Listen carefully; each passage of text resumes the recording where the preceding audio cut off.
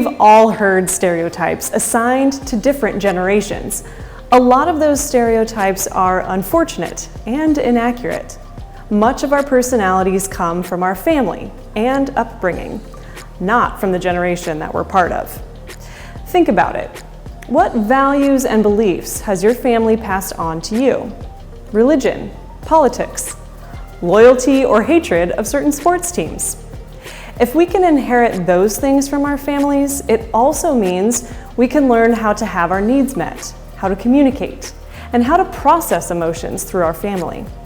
That can be bad news for anyone who grew up in a less than perfect family environment. For most of us, our family is a blend of good and bad traits. Even if you grew up in a pretty functional family, issues you have now can still be related to experiences that you had in the past. The same is true for supervisors and colleagues. Does your boss micromanage you? Do they communicate directly or indirectly? Do they encourage debates or shut them down? They might be repeating patterns they learned during their childhood. In turn, their behavior might remind you of a parent's or sibling's behavior from your childhood, which affects how you respond.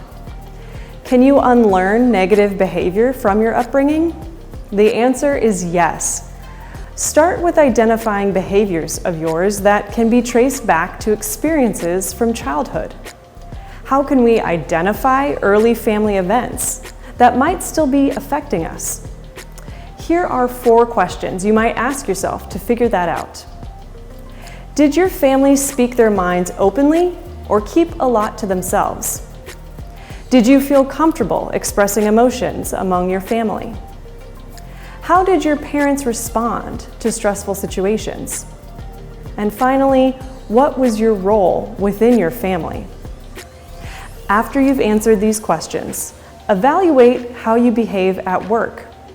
It might help to ask a coworker or friend you trust whether you're demonstrating any behaviors that might be worth changing. Your final step is to actually make changes. You can start by simply beginning to act out new behaviors.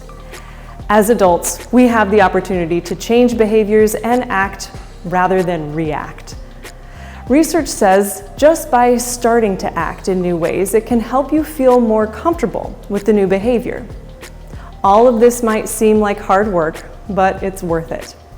Once you know what childhood experiences have affected you, you can start to make improvements and authentically step into adulthood.